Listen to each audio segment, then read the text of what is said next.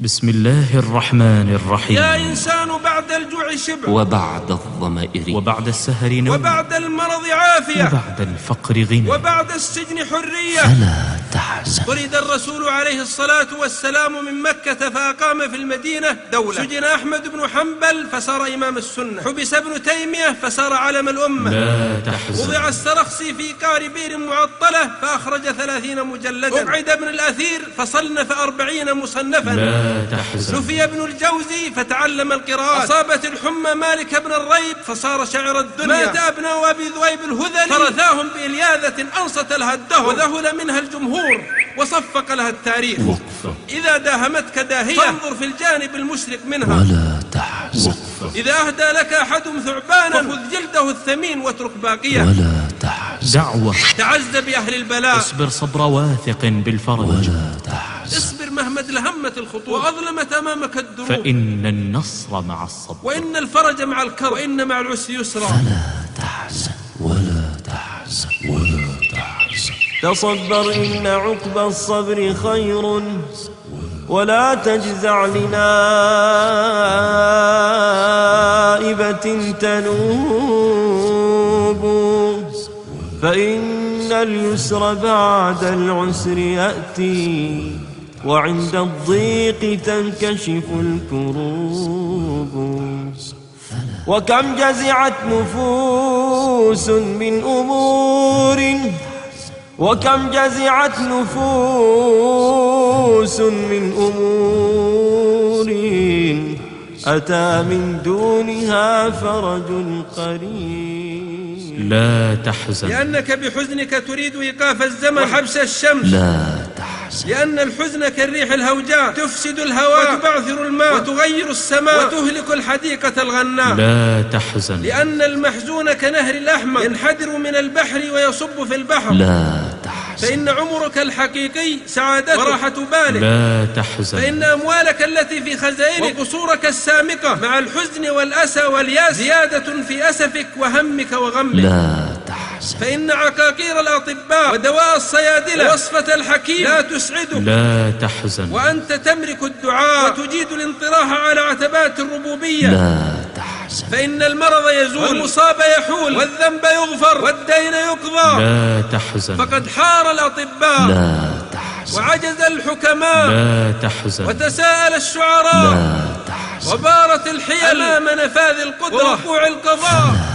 عسى فرج يكون عسى، نعلل نفسنا بعسى، فلا تقنط وإن لاقيت هما يقبض النفس، فأقرب ما يكون المرء من فرج إذا يئسا. لا تحزن. فإن مع العسر يسرا، إن مع العسر يسرا. قم الآن. صلي، قم. اقرأ، سبح، قم. طالع، اكتب، قم. رتب، أبدع، قم. اعمل، تحرك، قم. اعط محروما، انصر مظلوما، انقذ مكروبا، اطعم جائعا، عد مريضا، اعم منكوبا. تجد السعادة تغمرك من بين يديك ومن خلفك.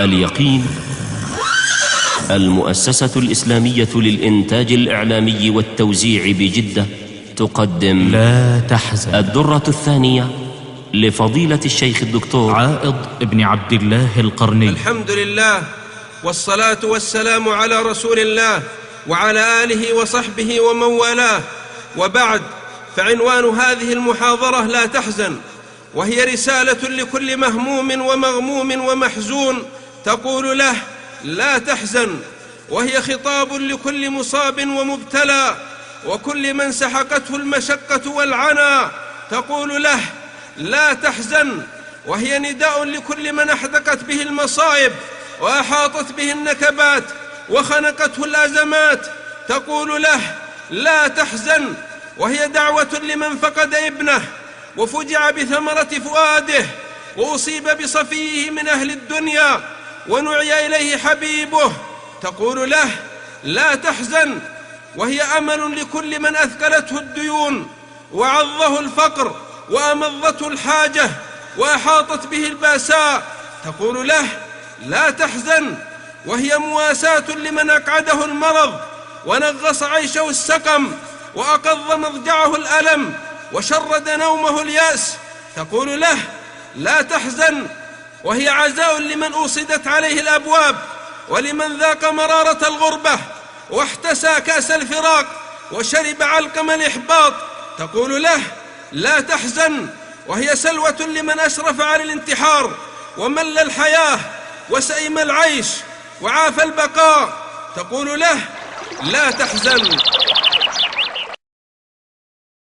عناصر المحاضرة: إن مع العسر يسرا، فكر واشكر، ما مضى فات، يومك يومك، اترك المستقبل حتى يأتي، مواجهة النقد الآثم، لا تنتظر شكرا من أحد، الإحسان إلى الغير انشراح للصدر، اطرد الفراغ بالعمل، قضاء وقدر، اصنع من الليمون شرابا حلوا، أمن يجيب المضطر إذا دعاه، العوض من الله، الإيمان هو الحياة، اجن العسل ولا تكسر الخلية، ألا بذكر الله تطمئن القلوب، أم يحسدون الناس على ما آتاهم الله من فضله، اقبل الحياة كما هي، تعز بأهل البلاء، الصلاة الصلاة، حسبنا الله ونعم الوكيل، قل سيروا في الأرض فصبر جميل، لا تحمل الكرة الأرضية على راسك،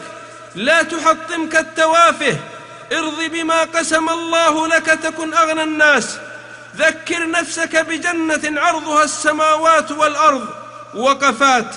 وهذه هي التفاصيل. إن مع العسر يسرا. يا إنسان بعد الجوع شبع، وبعد الظمأ ري، وبعد السهر نوم، وبعد المرض عافية، وبعد الفقر غنى، وبعد السجن حرية. سوف يصل الغائب ويهتدي الضال ويفك العاني وينقشع الظلام، فعسى الله أن يأتي بالفتح أو أمر من عنده. بشر الليل بصبح صادق يطارده على رؤوس الجبال ومسارب الأودية، بشر المهموم بفرج مفاجئ يصل في سرعة الضوء ولمح البصر، بشر المنكوب بلطف خفي وكف حانية. إذا رأيت الصحراء تمتد فاعلم أن وراءها رياضا خضراء وارفة الظلال. إذا رأيت الحبل يشتد فاعلم أنه سوف ينقطع. مع الدمعة بسمة، ومع الخوف أمن، ومع الفزع سكينة. النار لا تحرق إبراهيم التوحيد، لأن الرعاية الربانية فتحت نافذة بردا وسلاما. البحر لا يغرق كليم الرحمن، لأن الصوت القوي الصادق نطق بي: كلا إن معي ربي سيهدين.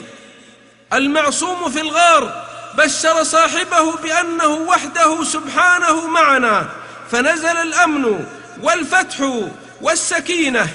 إن عبيد ساعاتهم الراهنة وأرق أظروفهم القاتمة لا يرون إلا النكد والضيق والتعاسة، لأنهم لا ينظرون إلا إلى جدار الغرفة وباب الدار فحسب.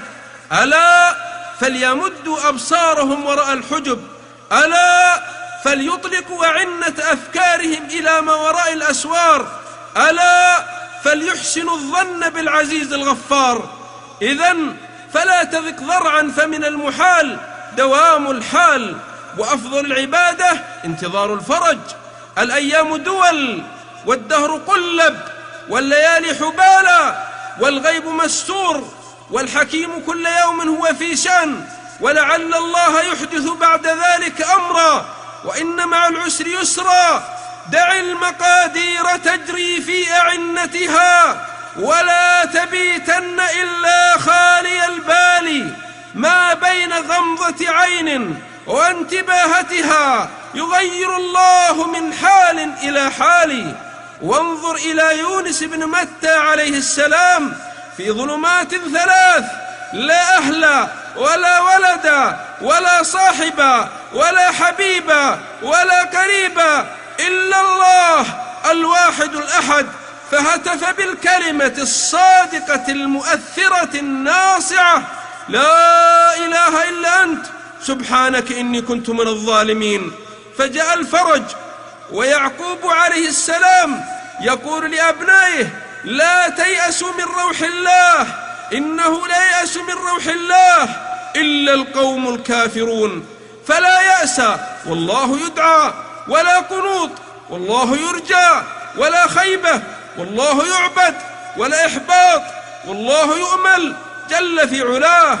فإذا سألت فاسأل الله، وإذا استعنت فاستعن بالله.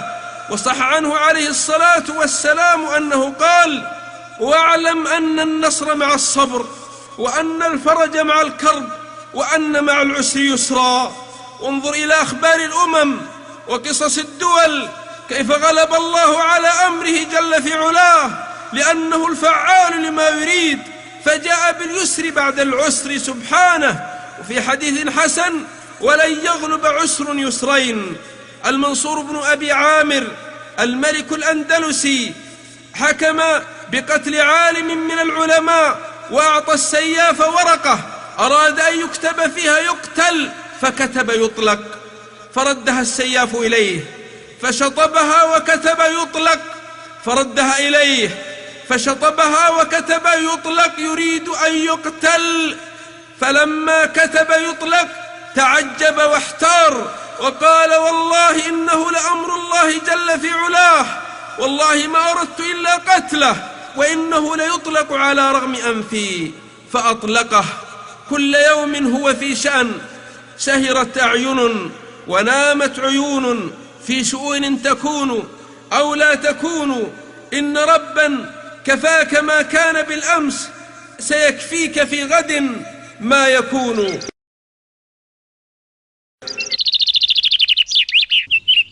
فكر واشكر. المعنى أن تذكر نعم الله عليك، فإذا هي تغمرك من فوقك ومن تحت قدمك. وإن تعدوا نعمة الله لا تحصوها.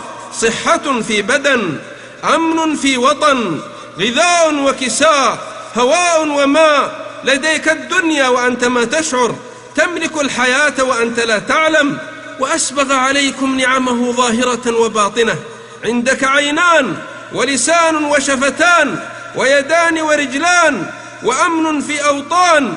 فبأي آلاء ربكما تكذبان؟ هل هي مسألة سهلة أن تمشي على قدميك وقد بترت أقدام، وأن تعتمد على ساقك وقد قطعت سوق؟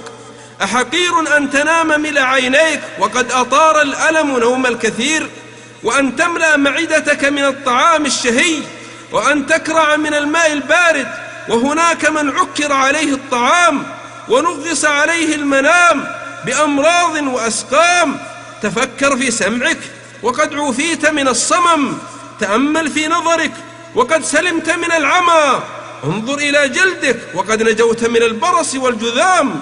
المح عقلك وقد أنعم عليك بحضوره ولم تفجع بالجنون والذهول. أتريد في بصرك وحده كجبل أحد ذهبا؟ أتحب بيع سمعك وزن ذهلان فضة؟ هل تشتري قصور الزهراء بلسانك فتكون أبكم؟ هل تقايض بيديك مقابل عقود اللؤلؤ والياقوت لتكون أقطع؟ إنك في نعم عميمة، إنك في أفضال جسيمة، إنك في أياد عظيمة، ولكنك لا تدري. تعيش مهموما مغموما حزينا كئيبا، وعندك الخبز الدافئ والماء البارد والنوم الهانئ والعافية الوارفة. تتفكر في المفقود ولا تشكر الموجود. تنزعج من خسارة مالية وعندك مفتاح السعادة وقناطير مقنطرة من الخير والمواهب والنعم والأشياء. فكر واشكر. وفي أنفسكم أفلا تبصرون؟ فكر في نفسك، فكر في أهلك، فكر في بيتك، فكر في عملك، فكر في عافيتك، فكر في أصدقائك، فكر في الدنيا من حولك. يعرفون نعمة الله ثم ينكرونها. صح عنه عليه الصلاة والسلام أنه قال: من أصبح آمنا في سربه معافا في بدنه عنده قوته وقوت يومه فكأنما حيزت له الدنيا بحذافيرها. وصح عنه عليه الصلاة والسلام أنه قال: ارض بما قسم الله لك تكن أغنى الناس. خذ القناعة من دنياك وارض بها. لو لم يكن لك إلا راحة البدن وانظر لمن ملك الدنيا بأجمعها هل سار منها بغير الطيب والكفن. ويقول أبو العتاهية: رغيف خبز يابس تأكله في زاوية، وكوز ماء بارد تشربه من صافية، وغرفة خالية نفسك فيها راضية، ومصحف تدرسه مستندا لسارية، خير من السكنى بظلات القصور العالية. من بعد هذا كله تصلى بنار حامية.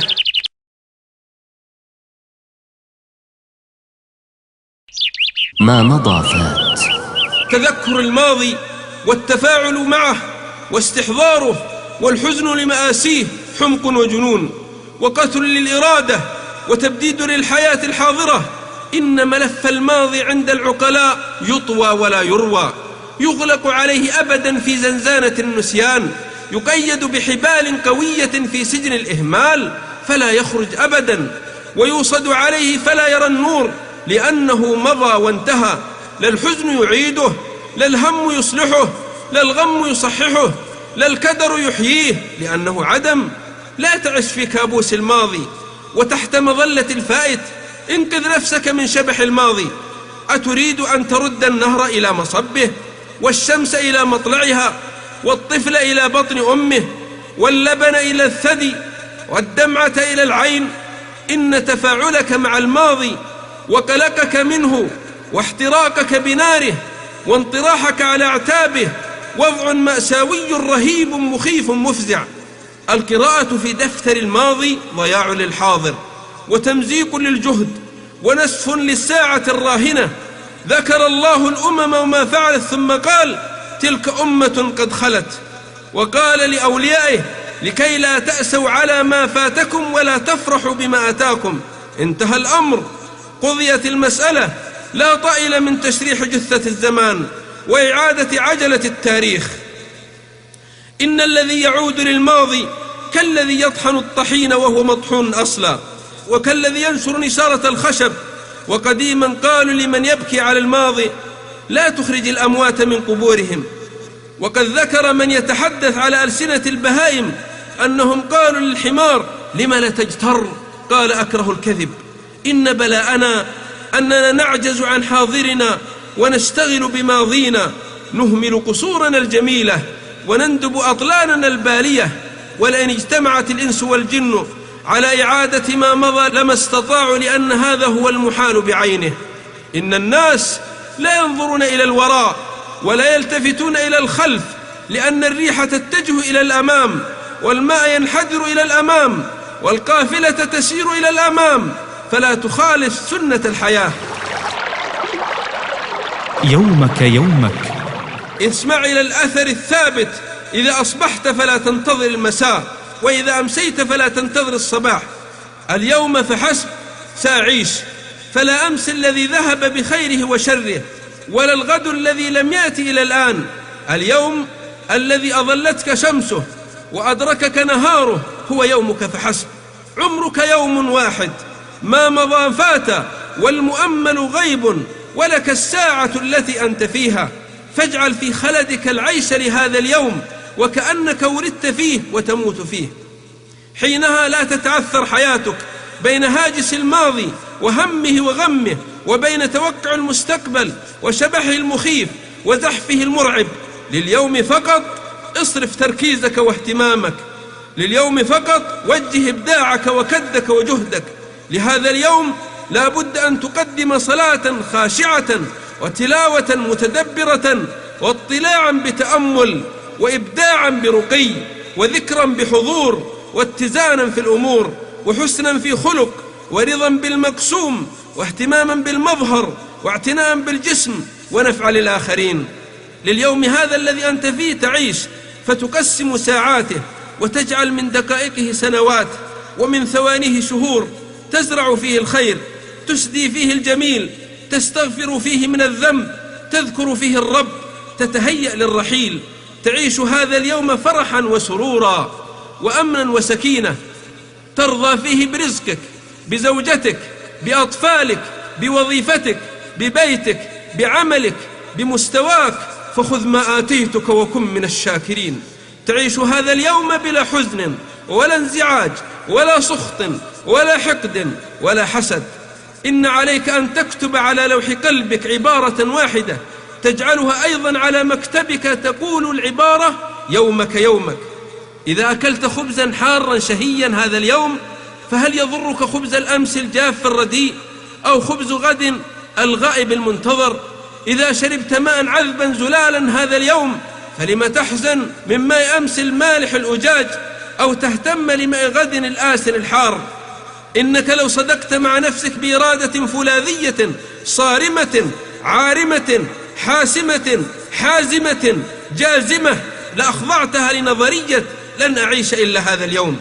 حينها تستغل كل لحظة في هذا اليوم. يومك يومك أيها الإنسان أروع كلمة في قاموس السعادة لمن أراد الحياة في أبهى صورها وأجمل حللها.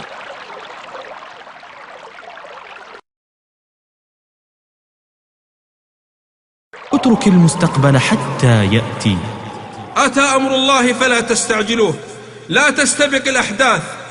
أتريد إجهاض الحمل قبل إتمامه وقطع الثمرة قبل النضج؟ إن غدا مفقود لا حقيقة له، ليس له وجود ولا طعم ولا لون ولا رائحة، فلماذا نشغل أنفسنا به ونتوجس من مصائبه ونهتم لحوادثه ونتوقع كوارثه ولا ندري هل يحال بيننا وبينه أو نلقاه فإذا هو سرور ونور وحبور؟ المهم أنه في عالم الغيب لم يصل إلى الأرض بعد.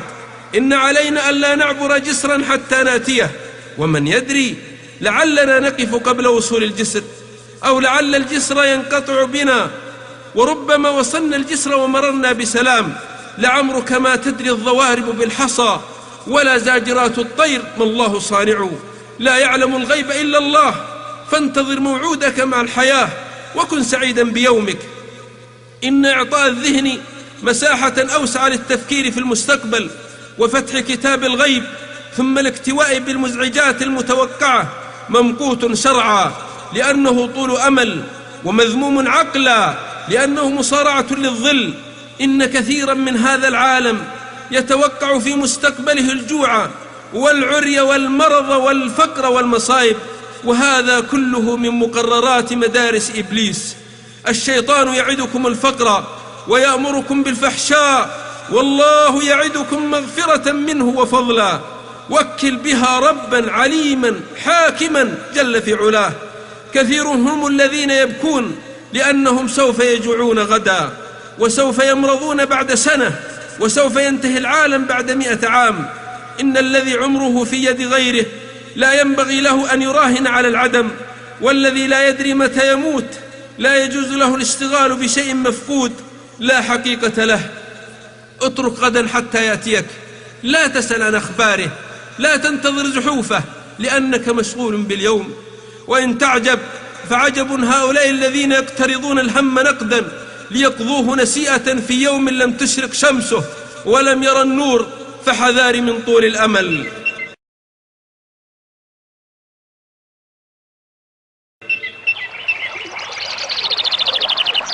كيف تواجه النقد الآثم؟ الرقعاء السخفاء الحمقى التافهون سبوا الخالق الرازق جل في علاه، شتموا الواحد الأحد الذي ذهب بالجمال والكمال والجلال لا إله إلا هو. فماذا أتوقع أنا وأنت ونحن أهل الحيف والخطأ؟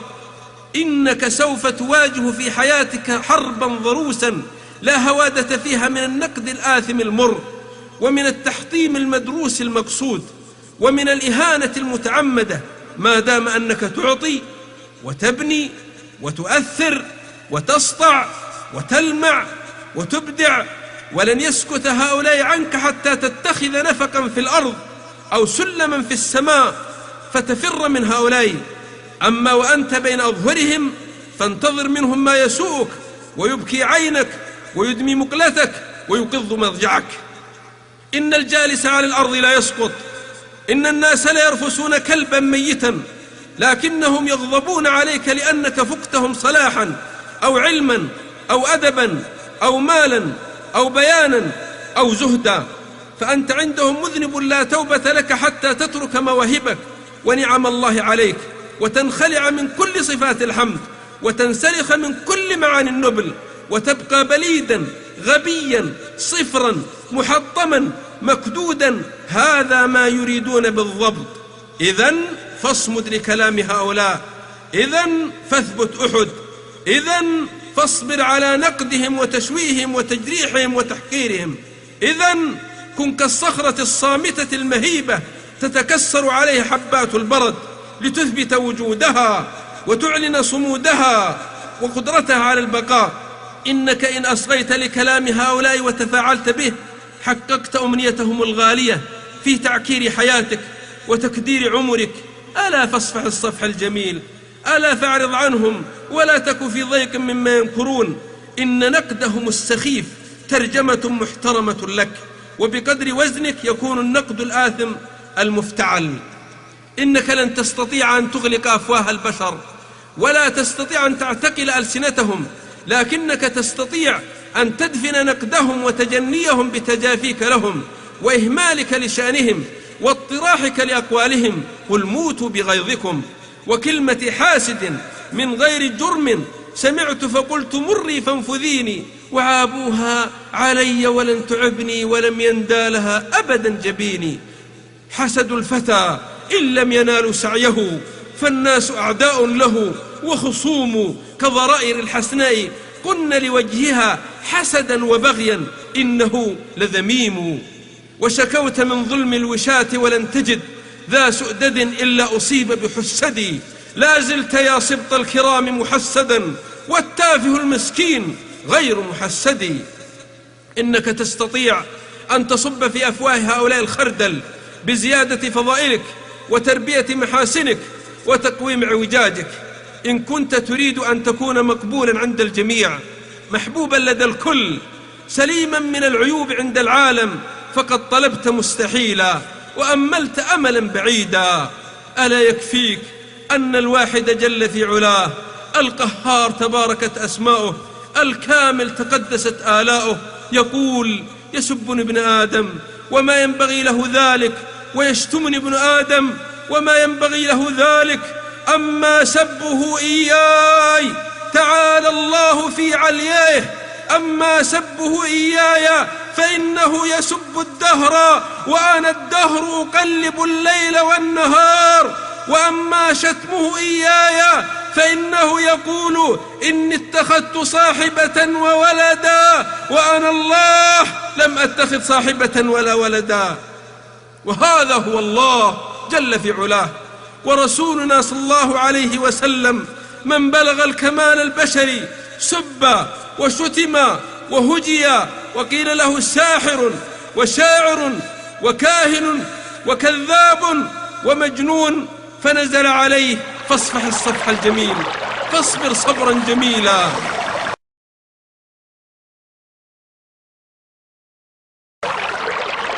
لا تنتظر شكرا من أحد.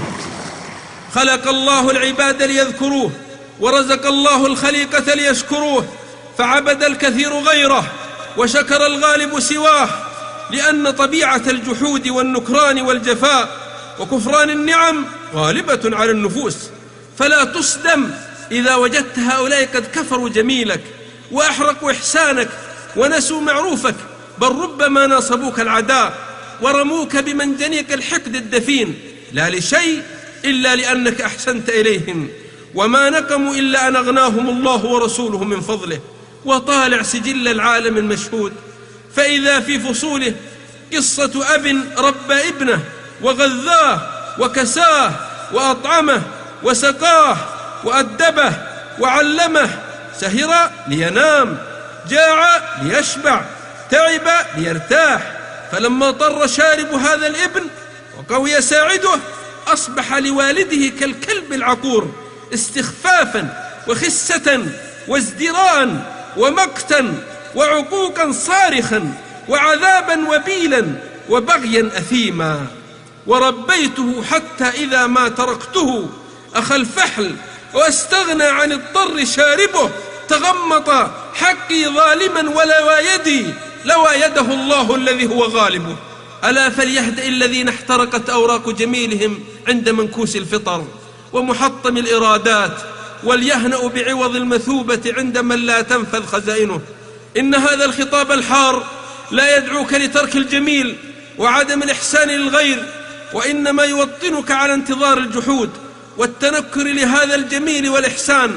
فلا تبتئس بما كانوا يصنعون، اعمل الخير لوجه الله، لأنك الفائز على كل حال. ثم لا يضر غمط من غمطه ولا جحود من جحده، واحمد الله لأنك المحسن وهو المسيء، واليد العليا خير من اليد السفلى. إنما نطعمكم لوجه الله لا نريد منكم جزاء ولا شكورا. وانظر إلى أبي بكر رضي الله عنه، دفع أمواله ووقته ودموعه ودمه واعتق الرقاب وشرى السلاح في سبيل الله، ثم لما أراد أن يثامن قال والله لا أطلب الثمن إلا من الله. فقال الله لأبي بكر وما لأحد عنده من نعمة تجزى إلا ابتغاء وجه ربه الأعلى ولسوف يرضى، ويا له من ثواب عظيم. من يفعل الخير لا يعدم جوازيه، لا يذهب العرف بين الله والناس. وانظر إلى الأنصار، دفعوا أراضيهم، دفعوا نفوسهم، قدموا أرواحهم، استبسلوا بدمائهم، وأراد صلى الله عليه وسلم أن يثامنهم بمكان المسجد، قالوا والله لا نطلب ثمنه إلا من الله.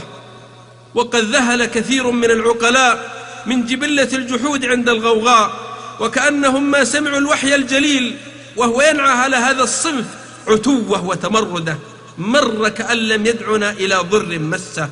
لا تفاجأ إذا أهديت بليدا قلما فكتب به هجاك، أو منحت جافيا عصا يتوكأ عليها ويهش بها على غنمه فشج بها راسك. هذا هو الأصل عند هذه البشرية المحنطة في كفن الجحود مع باريها جل في علاه. فكيف بها معي ومعك؟ أعلمه الرماية كل يوم، فلما اشتد ساعده رماني، وكم علمته نظم القوافي فلما قال قافية هجاني. الإحسان إلى الغير. الجميل كاسمه، والمعروف كرسمه، والخير كطعمه. أول المستفيدين من إحسان الناس هم المتفضلون بهذا الإسعاد، يجنون ثمرته عاجلا في نفوسهم وأخلاقهم وضمائرهم، فيجدون الانشراح ويحسون بالانبساط ويعيشون الهدوء ويلمسون السكينة. فإذا طاف بك طائف من هم أو ألم بك غم فامنح غيرك معروفا، واسد له جميلا تجد الفرج والراحة. اعط محروما، انصر مظلوما، انقذ مكروبا، أطعم جائعا، عد مريضا، أعن منكوبا، تجد السعادة تغمرك من بين يديك ومن خلفك. إن فعل الخير كالمسك ينفع حامله وبائعه ومشتريه، وعوائد الخير النفسية عقاقير مباركة تصرف في صيدلية الذين عمرت قلوبهم بالبر والإحسان.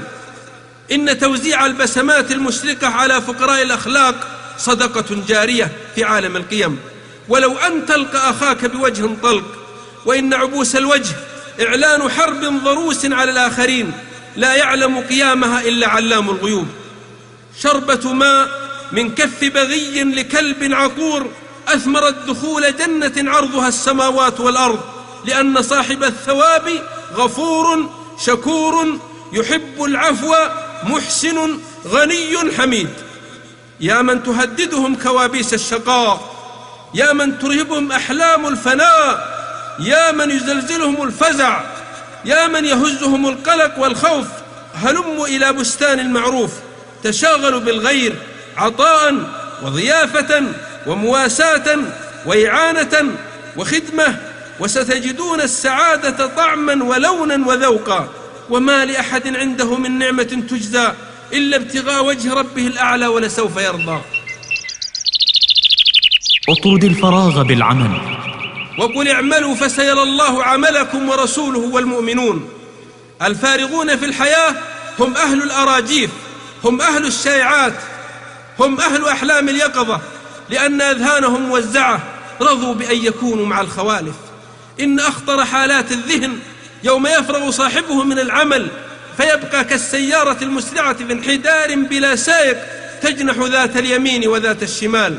يوم تجد في حياتك فراغا فتهيأ حينها للهم والغم والفزع، لأن هذا الفراغ يسحب لك ملفات الماضي والحاضر والمستقبل من أدراج الحياة، فيجعلك في أمر مريج. ونصيحتي لك ولنفسي أن تقوم بأعمال مثمرة بدلا من هذا الاسترخاء القاتل، لأنه وأد خفي وانتحار بكبسول مسكن. إن الفراغ أشبه بالتعذيب البطيء الذي يمارس في سجون الصين، بوضع السجين تحت أنبوب يقطر كل دقيقة قطرة، وفي فترات انتظار هذه القطرات يصاب السجين بالجنون. الراحة غفلة، والفراغ لص محترف، وعقلك فريسة ممزقة لهذه الحروب الوهمية.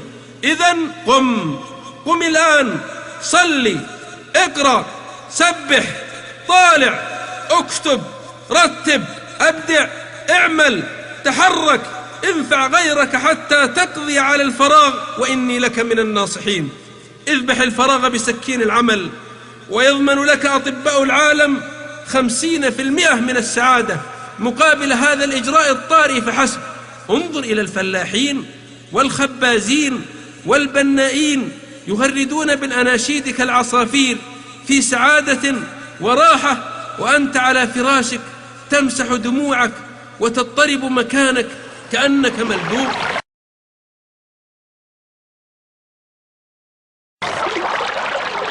قضاء وقدر. ما أصاب من مصيبة في الأرض ولا في أنفسكم إلا في كتاب من قبل أن نبراها، فليعلم من جهل وليدري من غفل. جف القلم، رفعت الصحف، قضي الأمر، كتبت المقادير، لن يصيبنا إلا ما كتب الله لنا. على الله توكلنا، حسبنا الله ونعم الوكيل، وأفوض أمري إلى الله. دعها سماوية تجري على قدر، لا تفسدنها برأي منك منكوس. سهرت أعين ونامت عيون في شؤون تكون أو لا تكون. إن ربا كفاك ما كان بالأمس، سيكفيك في غد ما يكون. واسمع للعام ذي الفطرة الصحيحة يقول: لا تشتكي يا واحد بات مهموم، ترى الفرج عند اقتراب الحزام. وإن كان عينك خالفت لذة النوم، أنت تنام وخالقك ما ينامي. ما أصابك لم يكن ليخطئك، وما أخطأك لم يكن ليصيبك. إن هذه العقيدة إذا رسخت في نفسك وقرت في ضميرك صارت البلية عطية، والمحنة منحة، وكل الوقائع جوائز وأوسمة. ومن يرد الله به خيرا يصب منه، فلا يصبك قلق من مرض أو موت ابن أو خسارة مالية أو احتراق بيت، فإن الباري قد قدر، والقضاء قد حل، والاختيار هكذا، والخيرة لله، والأجر حصل، والذنب غفر. هنيئا لأهل المصائب صبرهم ورضاهم عن الآخذ المعطي القابض الباسط، لا يسأل عما يفعل وهم يسألون. ولن تهدى أعصابك، ولن تسكن بلابل نفسك، ولن تذهب وساوس صدرك حتى تؤمن بالقضاء والقدر. جف القلم بما أنت لاق، فلا تذهب نفسك حسرات. لا تظن أن بوسعك إيقاف الجدار أن ينهار، وحبس الماء أن ينسكب، ومنع الريح أن تهب، وحفظ الزجاج أن ينكسر. هذا ليس بصحيح على رغمي ورغمك. سوف يقع المقدور وينفذ القضاء ويحل المكتوب، فمن شاء فليؤمن ومن شاء فليكفر. استسلم للقدر قبل أن تطوق بجيش السخط والتذمر والعويل. اعترف بالقضاء قبل أن يدهمك سيل الندم. إذن فليهدى بالك إذا فعلت الأسباب وبذلت الحيل ثم وقع ما كنت تحذر، فهذا هو الذي كان ينبغي أن يقع. ولا تقل لو أني فعلت كذا وكذا لكان كذا وكذا، ولكن قل قدر الله وما شاء فعل. واسمع إلى الجوائز وإلى الأوسمة وإلى العطيات للصابرين المحتسبين. صح عنه عليه الصلاة والسلام أن الله يقول: ما لعبد المؤمن عندي جزاء إذا قبضت صفيه من أهل الدنيا ثم احتسبه إلا الجنة. وقال سبحانه في الحديث القدسي الصحيح: من ابتليته بحبيبتيه أي بعينيه فصبر عوضته منهما الجنة. وصح عنه عليه الصلاة والسلام عن ربه أنه قال: إذا قبض ابن العبد المؤمن قال الله لملائكته وهو أعلم: قبضتم ابن عبد المؤمن؟ قالوا نعم. قال: قبضتم ثمرة فؤاده؟ قالوا نعم. قال: فماذا قال عبدي؟ قالوا: حمدك واسترجع. قال: ابنوا لعبدي بيتا في الجنة وسموه بيت الحمد. وانظر إلى الأولياء كيف يصبرون على المقدور. هذا عروة بن الزبير يسافر سفرا طويلا من المدينة إلى الشام. عروة الذي كان يختم القرآن كل 4 أيام، عروة الذي كان يقوم ثلث الليل، عروة الذي كان يصوم يوما ويفطر يوما، عروة البحر الذي قال عنه الزهري: لا تكدره الدلاء. سافر إلى الشام، ولكنه كان سفرا بعيدا شاقا، حتى قال بعد السفر: لقد لقينا من سفرنا هذا نصبا. سافر معه ابنه محمد وذهب إلى هناك ونزل في بيت، وأصابته الآكلة في رجله فوصلت قدمه، فأرادوا بتر القدم فصبر، فسرت إلى الساق فأرادوا الساق فصبر، فسرت إلى الفخذ، فقرر الأطباء بتر فخذه، وقدموا له كأسا من الخمر وهو الولي العالم الصادق الزاهد. قال: أشرب خمرا؟ قالوا: ليذهب عقلك لئلا تجد ألما. قال: والله لا أشربها. كيف أذهب عقلا منحنيه ربي؟ كيف أرتكب محرما؟ ولكن إذا دخلت في صلاتي فسوف أنسى ألمي فاقطعوا رجلي. فكبر واسترسل في صلاته، وسافرت روحه إلى الملكوت العليا. كما قال الأول: إذا كان حب الهائمين من الورى بسلمى وليلى يسلب اللب والعقل، فماذا عسى أن يصنع الهائم الذي سرى قلبه شوقا إلى العالم الأعلى؟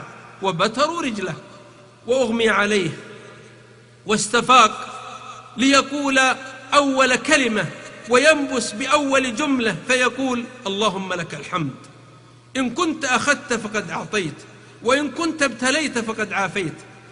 قال له الناس: أحسن الله عزاءك في رجلك، وأحسن الله عزاءك في ابنك محمد، فإنه بينما كانت تقطع رجلك ذهب إلى اسطبل الخيل فرفسته فرس فمات، فعاد مرة ثانية ليبعث رسالة حارة إلى الحي القيوم المتفضل سبحانه، ليقول: اللهم لك الحمد حتى ترضى، ولك الحمد إذا رضيت، ولك الحمد بعد الرضا. أعطيتني 4 أعضاء وأخذت عضوا، وأعطيتني 4 أبناء وأخذت ابنا، فأنت المتفضل صاحب الجميل. والمرأة السوداء صح الحديث أن الرسول عليه الصلاة والسلام أتى وإذا هي تصرع، تمرض، تتكشف، يعيث بها المرض، يزلزلها، يقلقها، تضطرب منه، فقال صلى الله عليه وسلم وهو يعرض عليها الخيار وهي أمة سوداء لكنها مؤمنة بالله مسلمة بالقضاء والقدر: إن شئت دعوت الله لك فشافاك، وإن شئت صبرت واحتسبت ولك الجنة. قالت: بل أصبر وأحتسب وادعو الله لي ألا أتكشف. قال عطاء: من أراد أن ينظر إلى امرأة من أهل الجنة فلينظر إلى هذه المرأة السوداء. اصنع من الليمون شرابا حلوا. الذكي الأريب يحول الخسائر إلى أرباح، والجاهل الرعديد يجعل المصيبة مصيبتين. طرد الرسول عليه الصلاة والسلام من مكة فأقام في المدينة دولة. سجن أحمد بن حنبل فصار إمام السنة. حبس ابن تيمية فصار علم الأمة. وضع السرخسي في قعر بئر معطلة فأخرج 30 مجلدا. أقعد ابن الأثير فصنف 40 مصنفا. نفي ابن الجوزي فتعلم القراءات. أصابت الحمى مالك بن الريب فصار شاعر الدنيا. مات أبناء أبي ذؤيب الهذلي فرثاهم بإلياذة أنصت لها الدهر وذهل منها الجمهور وصفق لها التاريخ. إذا داهمتك داهية فانظر في الجانب المشرق منها. إذا ناولك أحدهم كوب ليمون فأضف إليه حفنة من سكر. إذا أهدى لك أحدهم ثعبانا فخذ جلده الثمين واترك باقيه.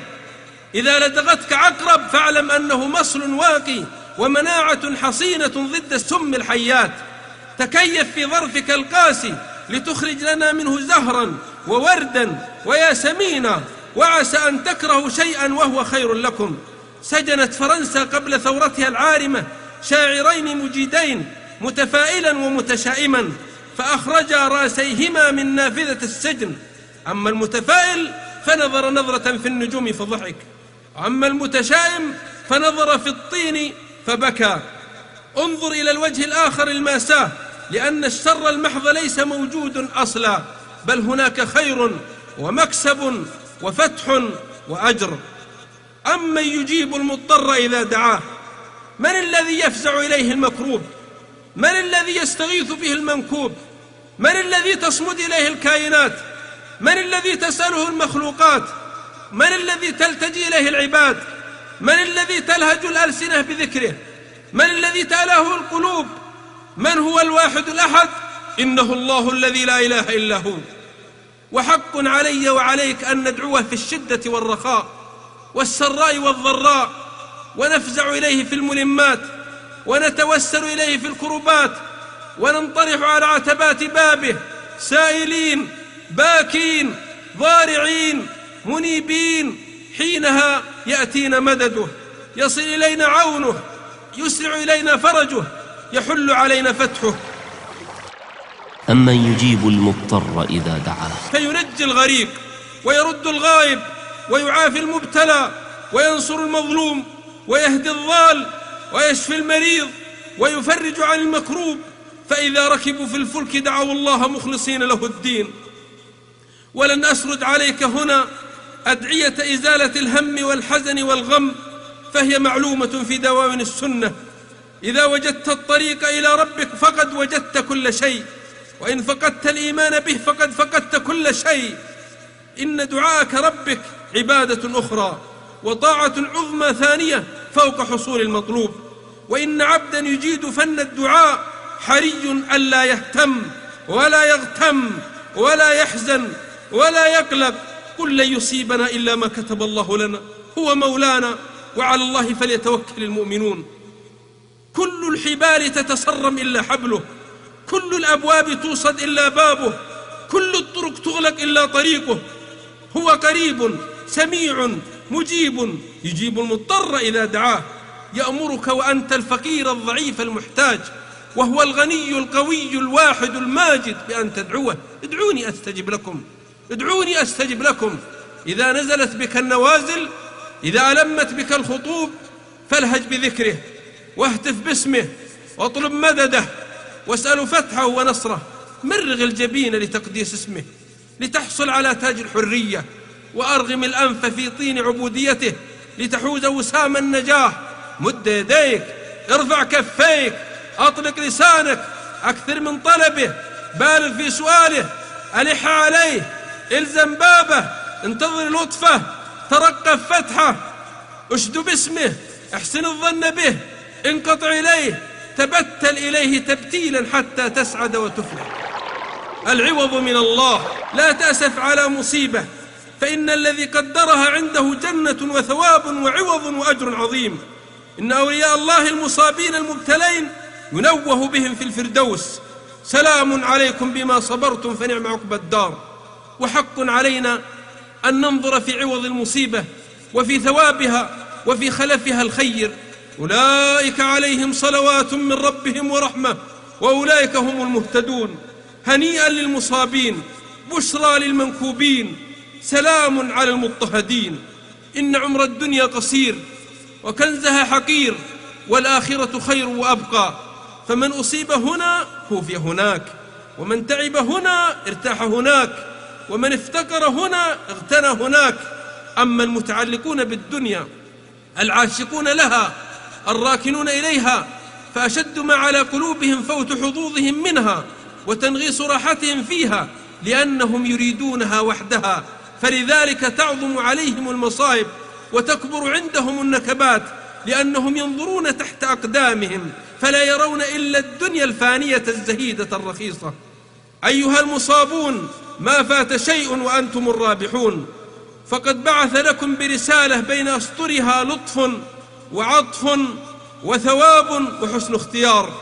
إن على المصاب الذي ضرب عليه سرادق المصيبة أن ينظر ليرى النتيجة، فضرب بينهم بسور له باب باطنه فيه الرحمة وظاهره من قبله العذاب. وما عند الله خير وأبقى وأهنى وأمرى وأجل وأعلى وأغلى. الإيمان هو الحياة. الأشقياء بكل معاني الشقاء هم المفلسون من كنوز الإيمان ومن رصيد اليقين، فهم أبدا في تعاسة وغضب ومهانة وذلة. ومن أعرض عن ذكري فإن له معيشة ضنكا. لا يسعد النفس، لا يزكيها، لا يطهرها، لا يسرها، لا يفرحها، لا يذهب غمها وهمها وقلقها إلا الإيمان بالله رب العالمين. لا طعم للحياة أصلا إلا بالإيمان. إذا الإيمان ضاع فلا حياة ولا دنيا لمن لم يشر دينا. ومن رضي الحياة بغير دين فقد جعل الفناء لها قرينا. إن الطريقة المثلى للملاحدة إن لم يؤمنوا أن ينتحروا ليريحوا أنفسهم من هذه الآثار والأغلال والظلمات والدواهي. يا لها من حياة تعيسة بلا إيمان، يا لها من لعنة أبدية حاقت بالخارجين على منهج الله في الأرض. ونقلب أفئدتهم وأبصارهم كما لم يؤمنوا به أول مرة ونذرهم في طغيانهم يعمهون. وقد آن الأوان للعالم أن يقتنع كل القناعة وأن يؤمن كل الإيمان بأن لا إله إلا الله بعد تجربة طويلة شاقة عبر قرون غابرة.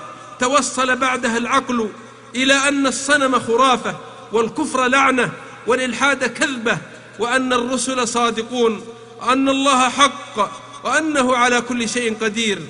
وبقدر إيمانك قوة وضعفا، حرارة وبرودة، تكون سعادتك وراحتك وطمأنينتك.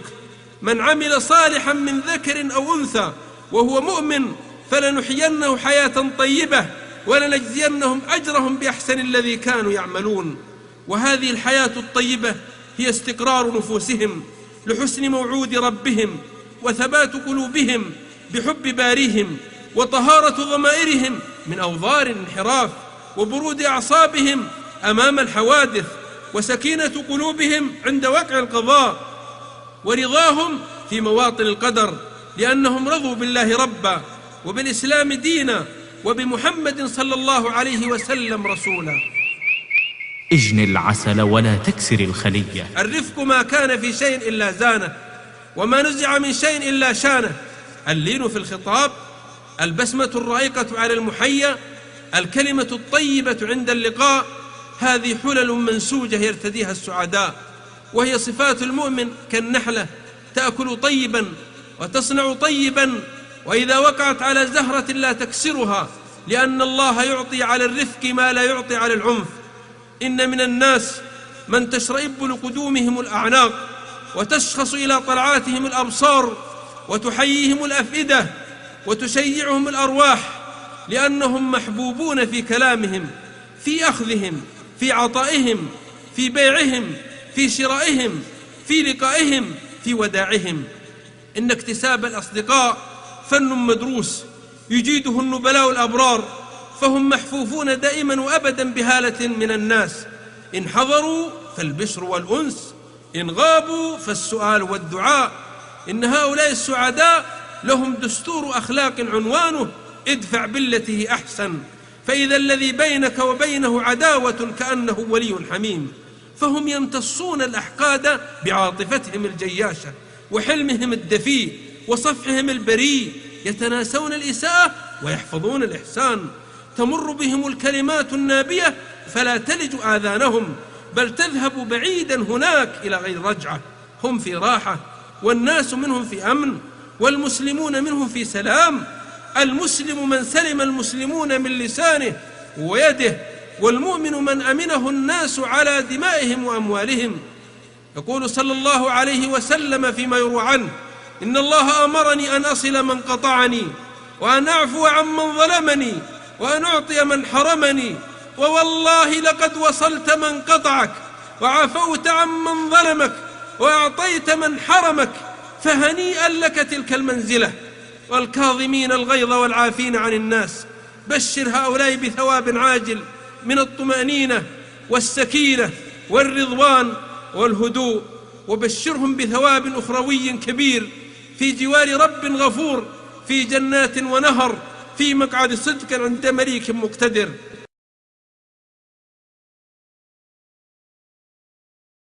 ذكر الله تعالى. الصدق حبيب الله، الصراحة صابون القلوب، التجربة برهان، الرائد لا يكذب أهله. لا يوجد عمل أشرح للصدر وأعظم الأجر كالذكر، فاذكروني أذكركم. وذكره سبحانه جنة في أرضه، من لم يدخلها لم يدخل جنة الآخرة، وهو إنقاذ للنفس من أوصابها وأتعابها واضطرابها. إذا مرضنا تداوينا بذكركم، ونترك الذكر أحيانا فننتكس. اذكرونا مثل ذكرانا لكم، رب ذكرى قربت من نزحا، وهو الطريق الميسر المختصر إلى كل فوز وفلاح. طالع دواوين الوحي لترى فوائد الذكر، جرب مع الأيام بلسمه لتنال الشفاء.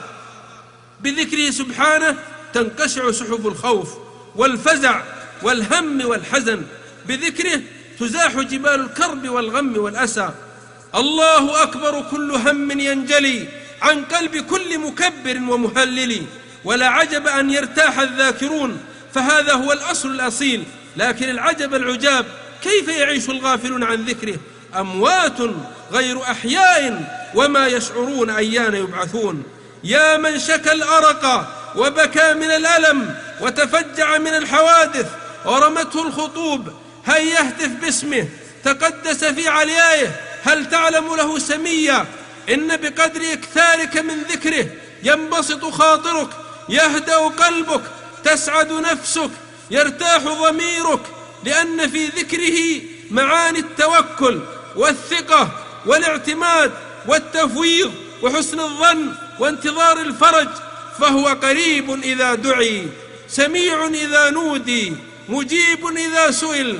فاضرع واخضع واخشع، وردد اسمه الطيب المبارك على لسانك، توحيدا وتمجيدا وثناء ومدحا ودعاء وسؤالا واستغفارا، وسوف تجد بحوله وقوته السعادة والأمن والسرور والنور والحبور. فآتاهم الله ثواب الدنيا وحسن ثواب الآخرة. يقول عليه الصلاة والسلام: مثل الذي يذكر ربه والذي لا يذكره كمثل الحي والميت. أم يحسدون الناس على ما آتاهم الله من فضله. الحسد كالآكلة الملحة تنخر العظم نخرا. إن الحسد مرض مزمن يعيث في الجسم فسادا، وقد قيل: لا راحة لحسود، فهو ظالم في ثوب مظلوم، وعدو في جلباب صديق. وقد قالوا: لله در الحسد ما أعدله، بدأ بصاحبه فقتله. إنني أنهى نفسي ونفسك عن الحسد رحمة بي وبك، قبل أن نرحم الآخرين، لأننا بحسدنا لهم نطعم الهم لحومنا، ونسقي الغم دماءنا، ونوزع النوم على جفون الآخرين. إن الحاسد يشعل فرنا ساخنا ثم يقتحم فيه. التنغيص والكدر والهم الحاضر أمراض يولدها الحسد لتقضي على الراحة والحياة الطيبة الجميلة. بلية الحاسد أنه خاصم القضاء، واتهم الباري في العدل، وأساء الأدب، وخالف الشرع، وقدح في العقل. يا للحسد من مرض لا يجر صاحبه، ومن بلاء لا يثاب عليه المبتلى به. وسوف يبقى هذا الحاسد في حرقة دائمة حتى يموت أو تذهب نعم الناس عنهم. كل يصالح إلا الحاسد. أعطيت كل الناس من نفس الرضا إلا الحسود فإنه أعياني. ما لي له ذنب عليه علمته إلا ترادف نعمة الرحمن، وأبى فما يرضيه إلا ذلتي وذهاب أموالي وقطع لساني.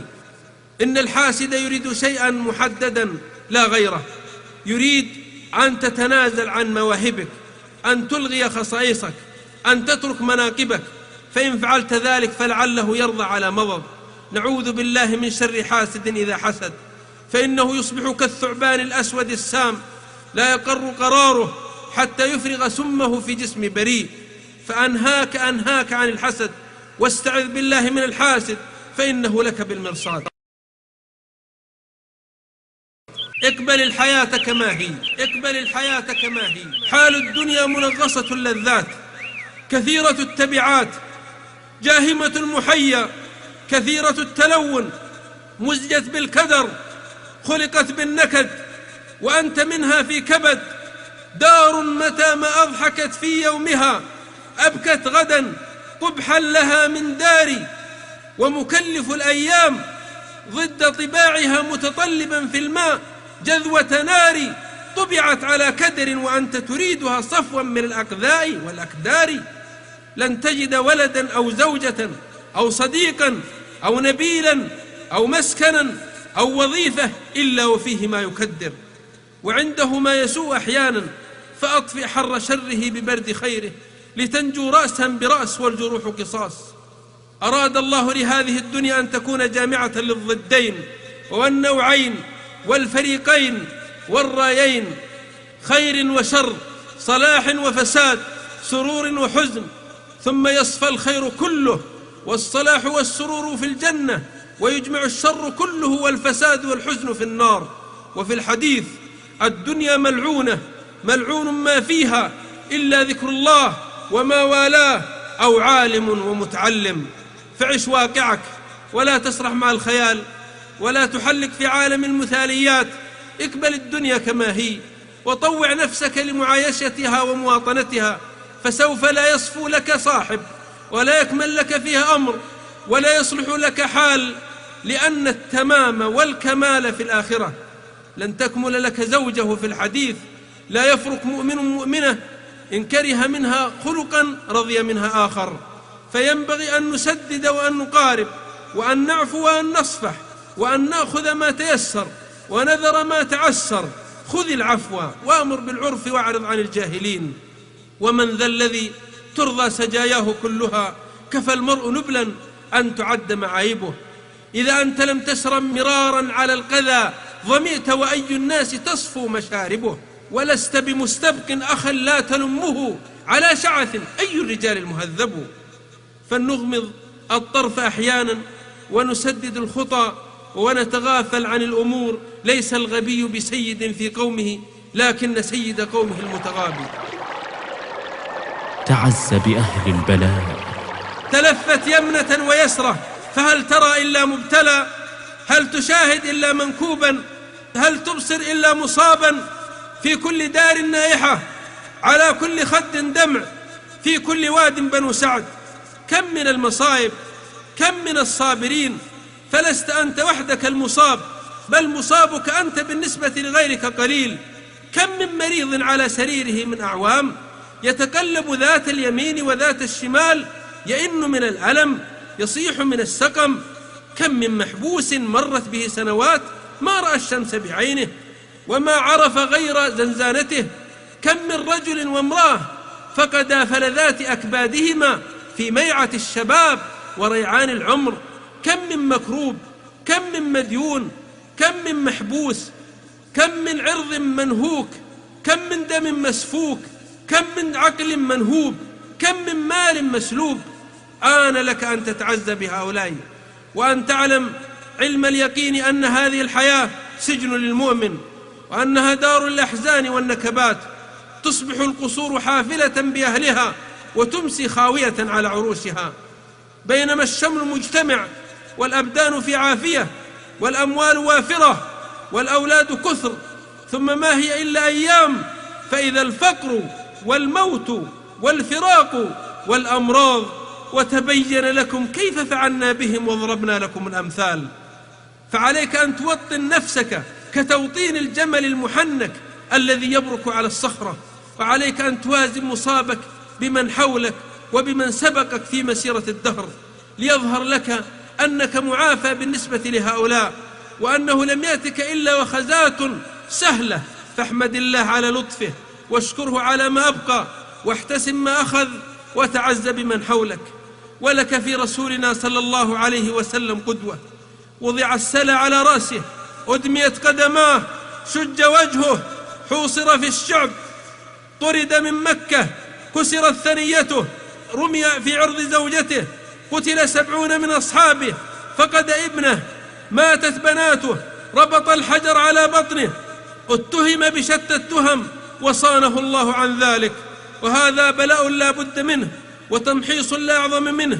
وقد قتل قبل ذلك زكريا، وذبح يحيى، وهجر موسى، ووضع الخليل في النار، وسار الأئمة على هذا الطريق، فضرج عمر، اغتيل عثمان، وطعن علي، وجلد الظهور الأئمة، وسجن الأخيار، ونكل بالأبرار. أم حسبتم أن تدخلوا الجنة ولما ياتكم مثل الذين خلوا من قبلكم مستهم الباساء والضراء وزلزلوا حتى يقول الرسول والذين آمنوا معه متى نصر الله، ألا إن نصر الله قريب.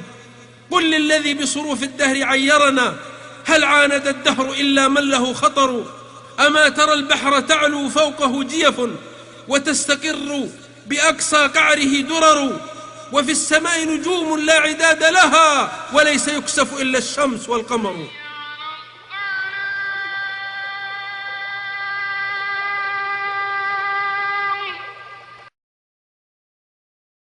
الصلاة.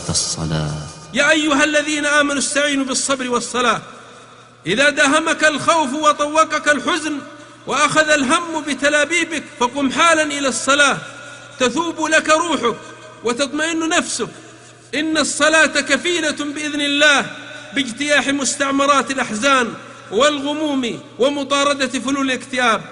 كان صلى الله عليه وسلم إذا حزبه أمر قال: أرحنا بالصلاة يا بلال، فكانت قرة عينه وسعادته وبهجته. وقد طالعت سير أقوام أفذاذ كانت إذا ضاقت بهم الضوائق وكشرت في وجوههم الخطوب فزعوا إلى صلاة خاشعة فتعود لهم قواهم وإرادتهم وهممهم. إن صلاة الخوف فرضت لتؤدى في ساعة الرعب، يوم تتطاير الجماجم وتسيل النفوس على شفرات السيوف، فإذا الثبات والسكينة والرضوان والأنس. إن على الجيل الذي عصفت به الأمراض النفسية أن يتعرف على المسجد وأن يمرغ جبينه ليرضي ربه أولا ولينقذ نفسه من هذا العذاب الواصب، وإلا فإن الدمع سوف يحرق جفنه والحزن سوف يحطم أعصابه، وليس لديه طاقة تمده بالسكينة والأمن إلا الصلاة. ومن أعظم النعم لو كنا نعقل هذه الصلوات الخمس كل يوم وليلة كفارة لذنوبنا، رفع لدرجاتنا، صلاح لأحوالنا، سكينة لنفوسنا، دواء لأمراضنا، تسكب في ضمائرنا مقادير زاكية من اليقين، تملأ جوانحنا بالرضا. أما أولئك الذين جانبوا المسجد وتركوا الصلاة فمن نكد إلى نكد، ومن حزن إلى حزن، ومن شقاء إلى شقاء، فتعسا لهم وأضل أعمالهم. حسبنا الله ونعم الوكيل. تفويض الأمر إلى الله، التوكل عليه، الثقة بوعده، الرضا بصنيعه، حسن الظن به، انتظار الفرج منه، من أعظم ثمرات الإيمان ومن أجل صفات المؤمنين. وحينما يطمئن العبد إلى حسن العاقبة ويعتمد على ربه في كل شأنه يجد الرعاية والولاية والكفاية والتأييد والنصرة. لما ألقي إبراهيم عليه السلام في النار قال: حسبنا الله ونعم الوكيل، فجعلها الله عليه بردا وسلاما. ولما قيل لرسولنا صلى الله عليه وسلم: إن الناس قد جمعوا لكم، قال: حسبنا الله ونعم الوكيل. فانقلبوا بنعمة من الله وفضل لم يمسسهم سوء واتبعوا رضوان الله، والله ذو فضل عظيم. إن الإنسان وحده لا يستطيع أن يصارع الأحداث ولا يقاوم الملمات ولا ينازل الخطوب، لأنه خلق ضعيفا عاجزا. ولكنه حينما يتوكل على ربه ويثق بمولاه ويفوض الأمر إليه يجد النصر والتأييد والفتح والإعانة. وعلى الله فتوكلوا إن كنتم مؤمنين. فيا من أراد أن ينصح نفسه توكل على القوي الغني ذو القوة المتين لينقذك من الويلات ويخرجك من النكبات. واجعل شعارك ودثارك حسبنا الله ونعم الوكيل. فإن قل مالك وكثر دينك وجفت مواردك وشحت مصادرك فناد حسبنا الله ونعم الوكيل. وإذا خفت من عدو أو رعبت من ظالم أو فزعت من خط فاهتف حسبنا الله ونعم الوكيل، وكفى بربك هاديا ونصيرا. قل سيروا في الأرض. مما يشرح الصدر ويزيح الكرب السفر في الديار وقطع القفار والتقلب في الأمصار والنظر في كتاب الكون المفتوح لتشاهد أقلام القدرة وهي تكتب على صفحات الوجود آيات الجمال، لترى حدائق ذات بهجة ورياضا أنيقة وجنات ألفافة. اخرج من بيتك، تأمل ما حولك وما بين يديك وما خلفك، اصعد الجبال، اهبط الأودية، تسلق الأشجار، عب من الماء النمير، ضع أنفك على أغصان الياسمين حين تجد روحك حرة طليقة كالطائر الغريد تسبح في فضاء السعادة. اخرج من بيتك، القي الغطاء الأسود عن عينيك، ثم سر في فجاج الله الواسع ذاكرا مسبحا. وكتاب الفضاء أقرأ فيه سورا ما قرأتها في كتابي.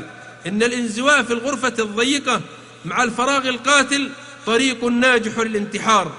وليست غرفتك هي العالم، ولست أنت كل الناس، فلم الاستسلام أمام كتائب الأحزان؟ ألا فاهتف ببصرك وسمعك وقلبك، انفروا خفافا وثقالا. تعال لتقرأ القرآن هنا بين الجداول والخمائل، بين الطيور وهي تتلو خطب الحب، وبين الماء وهو يروي قصة وصوله من التل. إن الترحال في مسارب الأرض متعة يوصي بها الأطباء لمن ثقلت عليه نفسه وأظلمت عليه غرفته. فهيا بنا نسافر لنسعد ونفرح ونفكر ونتدبر. ويتفكرون في خلق السماوات والأرض ربنا ما خلقت هذا باطلا سبحانك. فصبر جميل. التحلي بالصبر من شيم الأفذاذ الذين يتلقون المكاره برحابة صدر وبقوة إرادة وبمناعة أبية. وإن لم أصبر أنا وأنت فماذا نصنع؟ هل عندك حل لنا غير الصبر؟ هل تعلم لنا زادا غيره؟ كان أحد العظماء مسرحا تركض فيه المصائب وميدانا تتسابق فيه النكبات. كلما خرج من نكبة دخل في أخرى، وكلما نجا من كربة تعرض لثانية، وهو متترس بالصبر متدرع بالثقة بالله، حتى قال: إن كان عندك يا زمان بقية مما يهان بها الكرام فهاتها. فجعل الله له فرجا ومخرجا. هكذا يفعل النبلاء، يصارعون الملمات، يطرحون النكبات أرضا. دخلوا على أبي بكر وهو مريض، قالوا: ألا ندعو لك طبيبا؟ قال: الطبيب قد رآني. قالوا: فماذا قال؟ قال: يقول: إني فعال لما أريد. كيف أشكو إلى طبيبي ما بي والذي قد أصابني من طبيبي؟ قال ابن المرتعش: ذهبت عيني من 40 سنة ما علمت ابنتي ولا زوجتي. وفي مقالات لأحد المعاصرين أنه عرف جارا له مقعدا من 20 سنة يقول: والله ما أن ولا اشتكى وما زال يحمد ربه حتى مات. واصبر وما صبرك إلا بالله.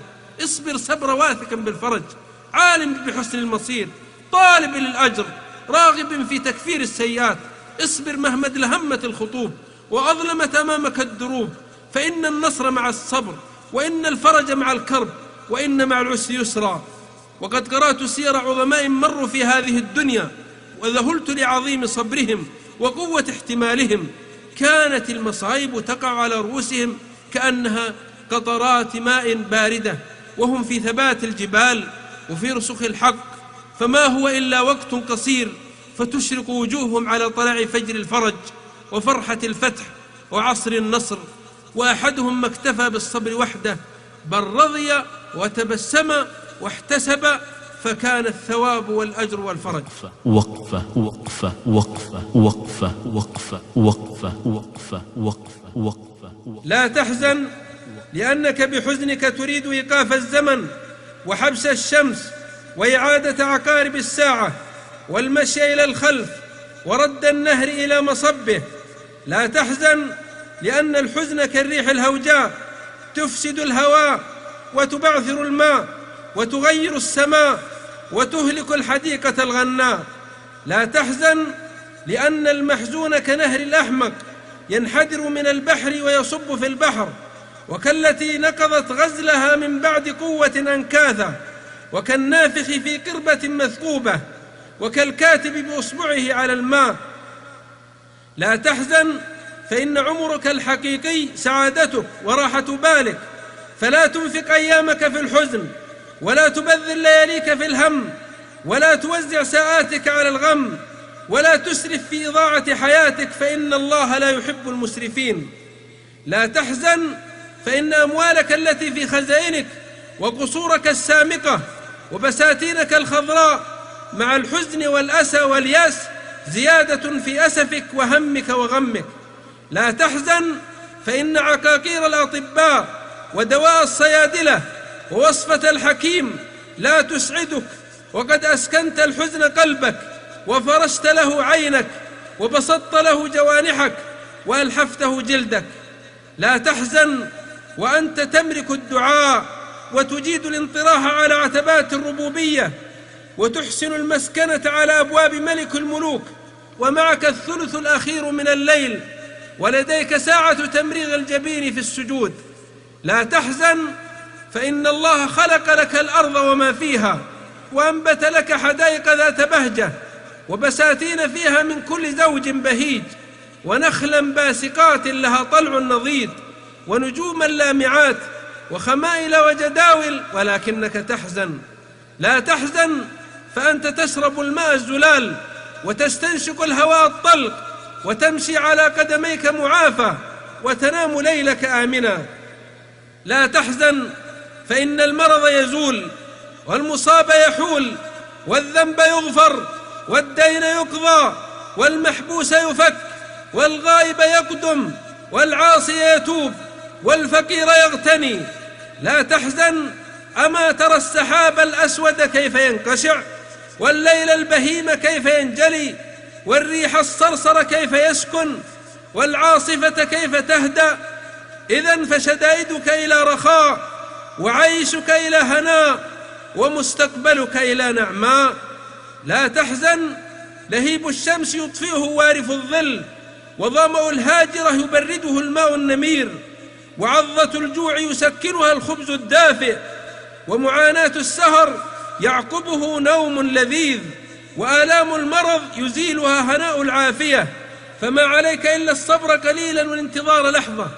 لا تحزن، فقد حار الأطباء، وعجز الحكماء، ووقف العلماء، وتساءل الشعراء، وبارت الحيل أمام نفاذ القدرة ووقوع القضاء وحتمية المقدور. عسى فرج يكون عسى، نعلل نفسنا بعسى، فلا تقنط، وإن لاقيت هما يقبض النفس، فأقرب ما يكون المرء من فرج إذا يئسا. إن مع العسر يسرا. يا أحد، يا صمد، يا ذا الجلال والإكرام، يا حي يا قيوم، يا رحمن يا رحيم، أسألك أن تذهب عنا الهم والغم والحزن والكدر والوصب والنصب. اللهم إنا نعوذ بك من الشقاء والشقوة والذلة والفقر. سبحان ربك رب العزة عما يصفون، وسلام على المرسلين، والحمد لله رب العالمين. سبحانك اللهم وبحمدك، أشهد أن لا إله إلا أنت، استغفرك وأتوب إليك. وصلى الله وسلم على نبيه وآله وصحبه ومن والاه.